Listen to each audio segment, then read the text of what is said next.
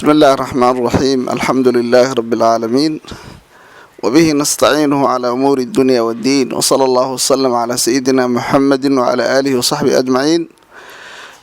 ولا ليال فرحت نوع ساكال كان إن كلنا محمد علي الدرير oo kamida gabayaaga Soomaaliyeed.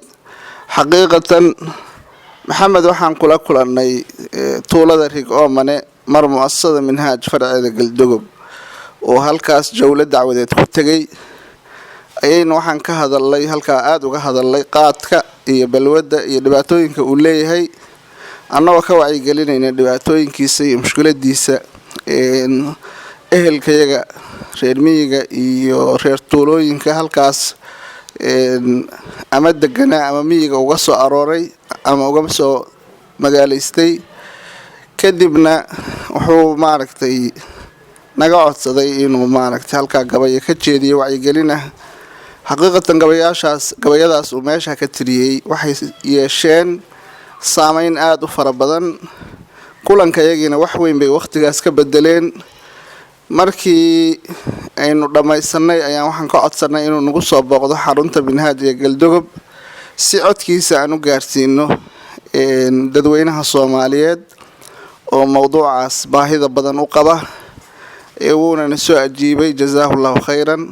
haddana asaga ayaa sida gabayadaasi ku yimaadeen iyo sida maaragtay hadii la ku roon yahay asagu dhibaatada uu ka soo maray qaadka iyo waxa ku dhaliyay asaga noo faahfaahin doona. kuna soo dhawaada maxamed cali dirir oo ah gabayaa Soomaaliyeed oo deegaankaas rig oo mane oo ka tirsan degmada galdogob ka soo jeeda. waa asaga ku soo dhaweynaya. السلام عليكم ورحمة الله وبركاته. بسم الله. سيدي أو نوشة wadaadku waxa weeye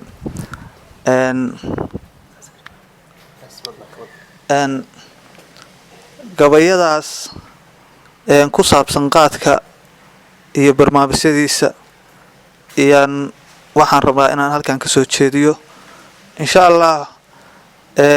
intaanan gabayga guda galin wixii igu dhaliyay inaan gabayadaas ka tiriyo baan rabaa xoogaa inaan wax ka iftiimiyo.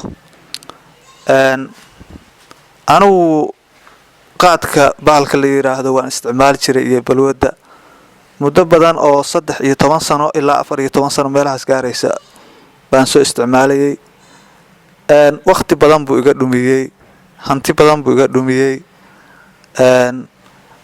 macnaha dadaal badan buu iga dhumiyay. qaadkuna ma ahan macnaha wax shida yar.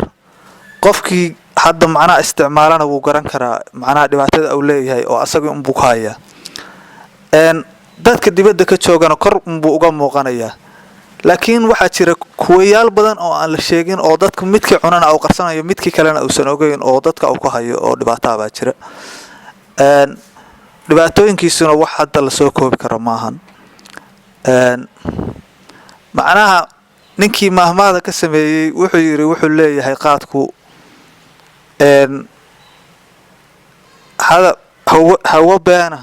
hadaf beena hawlku dhaafta hanti dhamaata hadaaq caruureed iyo hawo malooli buu leeyahay.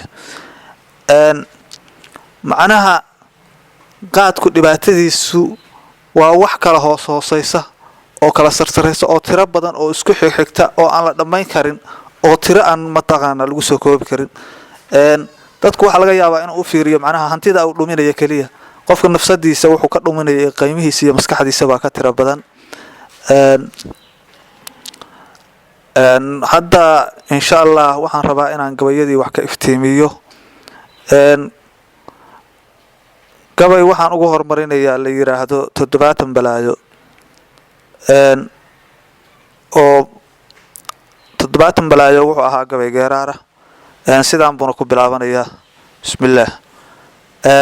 qaadan beesa ka dhiibiyo balwad waa iska daayo 70 balaayo aan midna been ka ahayn iyo basanbaas iyo hoog baan uga baaqanayaa bulshada nabadeed. adoo gaasho bastaayo beerku ku dhex yaal boqolaalkii yaraayaan badar siisan lahaa baan bab ku qaadanayaa baan uga baaqanayaa bulshada nabadeed. bargo kaaga dambeeyay indhaho burcafuliya baraan keenayaa walaalow babisi haddaad beeniga moodana waa bilaahay tolaaho baraan ku maraya iyo kitaabaad bafka siiso hadhow aad ka baxaysaan uga baaqanaya bulshada nabade nin bidaar dhamayso cirba la cadayso gowsihii bardhumeeno boqol aan ka yareyno baraxdo qayilayo intuu bood la fariistay afka beebaad moodo ku baankaas caleeno waxaan diintu banayn iyo been ku dhaaranayo ilaah aan ka baqayn baan uga baaqanaya bulshada nabade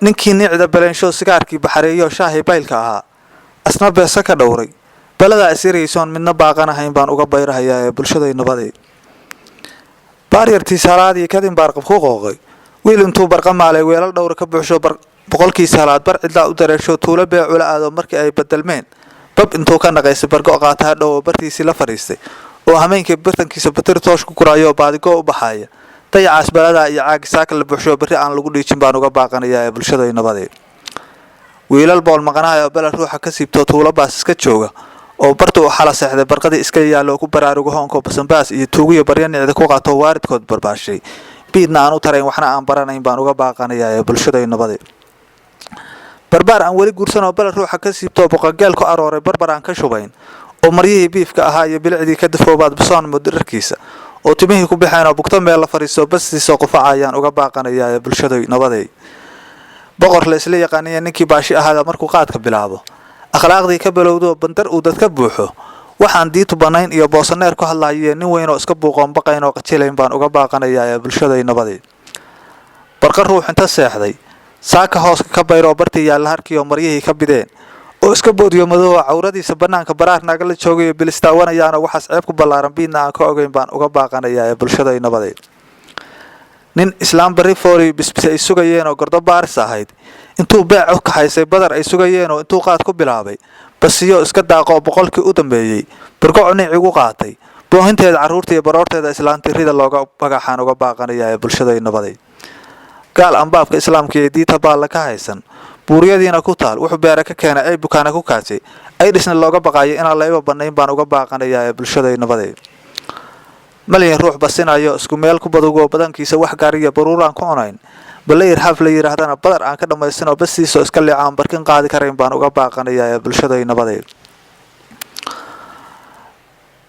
mar waxaad ku bagaxday beesaad raadi lahayd mar waad u baraaqdo bashimadooga lahayd mar waa barko iyo aad baxar raadi lahayd mar waa barifo qaadiraad u bugtaaye goormaad baabka adduunka iyo danaha u baxdaa goormaad jabayska quraanka iyo diintaadii barataa inta ruux u bareeroon baqayn oo qajilayn baan uga baaqanayaa bulshada nabade baxar saniic lagu qaatiyo bab sidaad u cunayso oo baahi meel la taalid sanbabka ku bislaadiyo beerka oo ku cadaadiyo bogiyo ku yaraada iyo caloosha bargafosiimiyo boodiyaha ku dhamaadiyo hawada aad bigna weydo bilan aad holi weydiyo barasharka ku yaraadiyo wadnaha booteedaay iyo bashinta ku dilaacdiyo indhaha ku bastoodiyo dhagaha bandow saariyo maskaxda barmoodow iyo timaha bidi doona aakhir aad u baxaysaan uga baaqanayaa bulshada nabade